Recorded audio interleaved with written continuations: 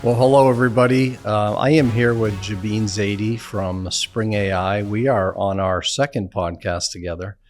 We had such a good time and had a great story to tell last time that we want to dig a little bit deeper. So, Jabeen, welcome again. Thank you so much. I should have said that I'm Andrew from Experience Mint. We both are in the business of providing experiential solutions at retail, but we're going to dig deeper into Jabeen's mind today and find out more about what they're up to and what she's seeing in the industry and how that relates to helping brands be more successful. So yeah, I'm excited to dive in. Thank you so much. Welcome again. And I'd love to start with hearing more about your product, Glass, through Spring AI, and how that is helping brands be successful and what it's all about. If you could give us a... Yeah. So the background is Spring AI started out as a visual production platform. So we were creating an online creator space for designers, marketers, brand owners to really have an ability to instantly create high production content to elevate their brand story. And so it's similar to the way Canva and Adobe come out with these workspaces. We wanted it to be much more intuitive and led by product and brand story. And so 3 years ago, we started on that route.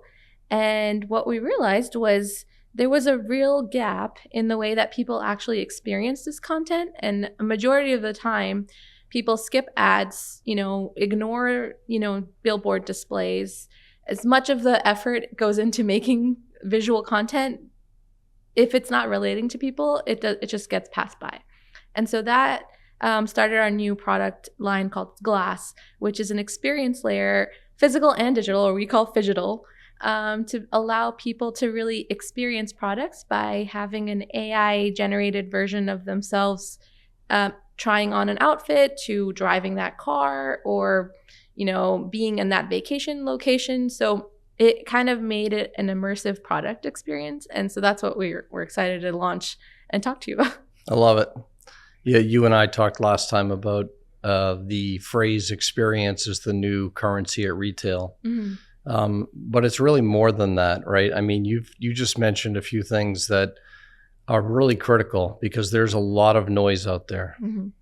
Yeah. And brands are not really sure what they should be communicating and how they should be communicating on digital formats. Mm-hmm. And what you said, which is absolutely true, is there's like this constant influx of messaging coming at us as human beings from digital, right? And so how do you see that people can do that effectively so that they capture the customer's attention, they keep them engaged, mm-hmm. and translate that into conversion? I have a real statistic actually from a Consumer Outlook report for 2026 that says that 88% of the people, consumers, value the experience as much, if not more, than the product. So that directly shows that people care about the experience that they have in the moment of buying or, engaging with that product or brand as much as, if not more, to influence whether or not they want to buy it. Like imagine if you're going shopping for a car and it's in a beautiful, dealership versus like a muddy, like junkyard. Same car, but I'm being very extreme in this, sure. in the way that I'm showing the parallel way of how much more does the person value the experience of feeling that product is for them, they're feeling elevated, they're confident in buying. So if brands are not paying attention to the full experience that they're realizing, it's going to cost them. And another statistic is about $1.7 trillion is left on the table from experiences that didn't convert, meaning all that visitor traffic on your website, on your stores, is just not turning into revenue for you, and you're just letting it walk out. You're letting money just walk out the door because you didn't actually focus on that. So that's something that I think is Can you really repeat that number again? $1.7 trillion. $1.7 trillion. Is lost to experiences that didn't convert. So if the experience around your product, whether it's the website or the physical space, if you haven't monetized that in the most attractive, engaging, recurring way, if you didn't give customers the ability to have buying confidence in it, and I want to talk to you about that, about the consequence of buying confidence and what that looks like for returns, because I think you have statistics, then you're just allowing sales to drop, for visitors to not even want to visit again. And so there's a lot of consequence, and I wanted to focus on those pain points because Sure. that's how it validates to the market and to every brand how important it is to really care about. And I want to talk about, that's my background. For 12 years, I've been doing user experience design for enterprises. And so understanding consumer behavior, intelligence, what intuitive interfaces versus non-intuitive works, it really helps people to just get to the end goal faster. And if you're giving it, a headache for them to just navigate anywhere or find something, they're going to just give up and walk away. That word friction, right? That we all try to avoid for our customers. Yeah. So let's dig a little bit deeper. I think people are starting to realize it's fairly obvious that when we're online before we go into retail, we're looking online, right? We're in a digital mode. Mm-hmm. And so brands are starting to get to the point where they're like, okay, we can't just have products on shelves because that's boring. It loses the Omni-Channel experience, right? Because it's a break in that by just having your product on a shelf without something engaging. But I think I want to dig a little bit deeper into things that you can do with those tools that actually make a difference, that cause conversion. And one of the words that you and I have talked about a lot is personalization, where it's not just about putting a digital message on a screen and saying, okay, we did it. With their name on it or something. Yeah. Personalizing the experience such that it's memorable for that person. So talk to me a little bit about that, and specifically even how Glass accomplishes that. Yeah, I'll start with another statistic that says 4.2% higher conversion is made when brands actually customize something for their customer. And so one of the technologies that we bring 4.2% or multiplied. Sorry, 4.2x. Yes. Yeah, 4.2 times more. That's what. Yeah. Right. That's big. So to convert, higher conversion if you are customizing. So customization, personalization is now an expectation that all users want. They want to have a customized feed. They want to have a customized feel that this was designed for them, because that's how they think now. And the new technology of AI has actually enabled us to have instant try-on. We've all heard of like virtual try-on these days. And it's becoming very common to see online stores wanting to implement this. But I don't think they're doing it in the most optimized way, and that's where Glass comes in. What they're doing is focusing on let's take a picture of yourself, make a 3D version of you that kind of looks like you, and then let's paste the clothing on you and on a white background. And yes, that does kind of show how it would look like on a person, but the buying psychology actually wants them to see it in the real world, in the moment, in the activity or experience that they want to be in. And so that's what Glass has done. Glass is an experience layer that helps brands orchestrate. Imagine like designing a photo shoot of, a new athletic wear brand that has, a jacket, shorts, shoes, and they're running on a mountain, with these trail runners. And they want to have their customers to have that feeling of freedom and, momentum and speed when they're purchasing. And when you see it hanging on a hanger in a store, that feeling is not getting across. Sure. Like, this is what we want you to feel. And so the brands, we like to say that they design a lifestyle, but they sell it like a closet. And so you're not going to imagine you're forcing customers to kind of fill it out and figure it out. Oh, I wonder how that's going to not look only, but make me feel. Sure. Yeah. So, and you're asking the impossible, at least for that to be a consistent message, right? Because everyone's translation or the way they put their mind into that mode is going to be different. Mm-hmm. But what we do is by taking a person's photo, now we're getting their face, their body shape, and we're designing them to be the character or the main, model inside that pose. I feel like we're almost opening this magic portal for them to see a future version of themselves. That's who I'm buying. That's who I want to be when I buy. And this is, a new report I'm releasing. It's called Aspirational Buying Psychology. And this is going to really influence sales, but it's also going to give retailers and brands the intelligence to understand, oh, now I just validated a use case and a lifestyle that I know my customers are going to buy for. I should probably build more campaigns around this, or this lifestyle is not converting that same product. And so we're unlocking, besides just like for the consumer side, allowing them to visualize how they want to be, we're actually giving the brands the intelligence to understand and predict. Yeah. So what do you think about that? Like, what's the impact that you think that would make? Well, what you're describing is mixing art with science. Yeah. Right. And they're both important for a customer experience. You want to, when I see people interacting with your glass solution, yeah, it's fun, it's exciting, it's memorable. They're taking the images that are sent to their phone and they're posting them on their social media. People actually think it's real. Like one person thought that he sent it to his mother that he was like a motocross racer, and his mom actually believed it. It's like, when did you actually do that? So it was really fun. But I mean, and then you talk about, so people are going to remember it. Yeah. I've also seen, and you and I have talked about, okay, so you've got that person on your analogy of the trail runners, convinced that the trail runner is exactly what they need to get that experience that they're looking for. But then that also lends itself to, okay, now you've created that excitement. You've created that brand loyalty. You've connected the customer to the experience, right? And they want to buy that. But then that also then unlocks add-on sales. So it's not just about the sneakers anymore. Yeah. It's about the whole look, the clothing and the apparel that you're going to wear, or some other item that brand also sells that the customer probably didn't even think about when they walked in. But they're hooked now. Yep. Now they want the full look, like add all to cart, like, and that's exactly the benefit of what really, if you walk into a store, why do they have mannequins? Or why do they have models? It's because they want to show you how the brand would style it. And sometimes, like I myself, I'm like, I don't know what kind of shirt would go well with that pant.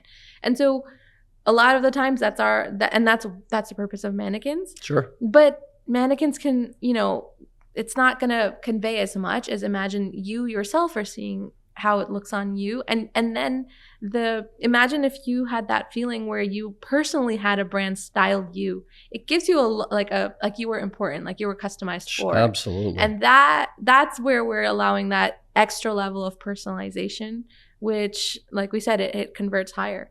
And I mean, I want to talk about the root solution that this is becoming is it's buying confidence. That's the word. Like, how much confidence can you give someone when they're purchasing? And the consequence of it, I want you to talk about, is like the returns. If they bought something, do you want them to regret it? Or when they're purchasing it, do you want them to feel confident that they knew not only how it's going to look, what's their size, how they could wear it with multiple things. Yeah, so, the return thing is huge, and it's not talked about enough, as you and I have discussed, right? A customer that has an interactive experience is 50% less likely to return it. So returns are cut in half. Oh, wow. That's huge. On an interactive experience versus a non-interactive experience. Okay. So when any brand looks at their returns and the dollars related to that and the cost, not it's just average. You mentioned a statistic. It's like 15 to 20% about average for returns. Average today. Retail return rate is about 15%. Yeah. Okay. So you cut that in half. So you take 7% of your revenue and you keep that, and then you're eliminating the labor involved with processing a return, making sure the item is okay to put back on the shelf, right, and sell again, or discount it and somehow try to recoup some money for it. So it is a widely missed point of value for the brands to know that if you can reduce your returns by that can be big numbers.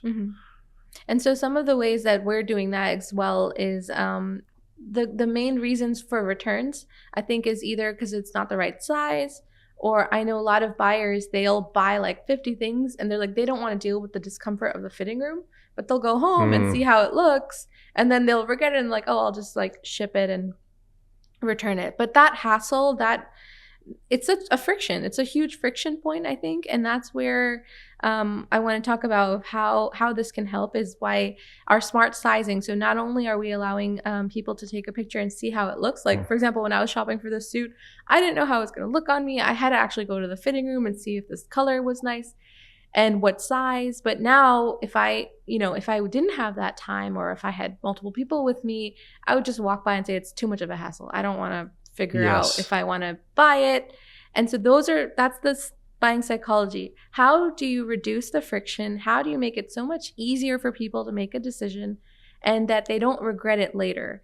These 3 things are key to the experience part, because it's allowing people to not have to think about it too much. It's not difficult for them to do. It takes 30 seconds for them to visualize, an image of themselves. It's going to get them the price, the link to buy it. They're going to get their size. I mean, all of these things are just making it basically. I've had women, when they try it on the mirror, they're like, how do you not buy that? That's what they say. They're like, that's it. How do you not buy that anymore? Like, you didn't even have to try it on. It looks good on you. Now just order it. So it's been amazing to see that excitement and that positivity, and, just giving people, reducing all that anxiety that, from both sides, the retailer side, like, are they going to return it? And from the customer side, like, I'm not going to regret buying this. Like, I feel confident. Yeah. Let's wrap up today and talk about this. So we've thrown out the statistic of returns, cuts it in half, right? You and I know that the interactive experience, if done right, can boost sales by 50% or more. Mm-hmm.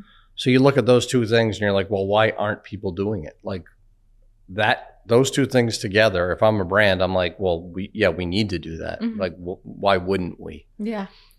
So let's talk about, what obstacles do you think exist with brands mm-hmm. making decisions to take the leap and start doing some of this? Like, what do you see happening in the industry that's stopping people from going forward? Well, the 2 industries that we see that are one industry is taking a long time, which is retail, because they have a lot of internal processes to figure out which SKUs and how to style them. And it's almost too much work for them in the beginning. But once, what we like to do is we like to onboard them 100 SKUs for them by ourselves. We'll set it up for you. We'll create for you. We'll give you some proof of concepts, gives them an idea, and it kind of reduces that learning curve for them and just kickstarts them. And that's kind of what we like to do, is work personally, brand by brand, and designing it for them. Versus another industry, like for event entertainment and having, cars and sports, that's been really easy because, and that's been a much quicker way for adoption. I think retail, it's taking its time because it's merging multiple things into one. It's merging merchandising with experience design. But I don't think it's going to take too long, really, once it gets started. I think what they need to just take the leap, like you said. They need to just start and see it as a trial, right? Start as a 1-month trial, see how it does, and then see if you want to keep it going. And I promise, like, majority of all of our clients, they're like, we're not letting go, right? Like, we want this technology, and right. We're seeing 40 to 50% increase in our conversion rate. And engagement, and now we're having shopping parties. We're having all these different ways of monetizing this, and so I think it's about the leadership. They need to really just take the chance to start and try. I think we mentioned that in the last podcast. Is just to do it. Just do it. Yeah, and I think what people need to hear is that there is a pretty easy path to launching something. It's not. You don't need to know how to do all this. Yeah. Like, if you have the right partner, like your solution, you get the data, you tell the customer what you need, you get the data from them, it's dropped into an API into the interface, it's branded them, and it's ready to go. Yeah. And I think the other part that people need to understand is, in today's day and age, much like websites, retail analytics, like what you have, like what we have, can show the brand what's working, how it's working, the numbers that you and I have talked about, that it's happening, right? They don't have to just be like blind marketing, guessing, hoping. We can show them how to refine their messaging, how to experiment with pricing or different promotions. I think that's a really key point. It's not about just like the one-time solution that we implement, but that ongoing basis, it's going to become continuously optimized. The more data and more intelligence that they learn from the interaction, the engagement, the conversion, and the pricing, right? Maybe when we gave a discount, it worked better. When we kept it high, it still sold. These types of things, by allowing them, I think that's a very key point, by making them feel that this is always going to be dynamic and changing the way that they grow their business, and that it can be optimized, and even implementing AI agents. We didn't get to talk about that. That's okay. But good topic for next time. Yeah, let's talk about that next time. But agentic AI and having customers and the retailers to be able to interact and get instant intelligence or knowledge or questions answered. I think that's a key point to make it feel like this is not just focused on the experience, but it's going, how can we continuously make the next experience better and the next experience better?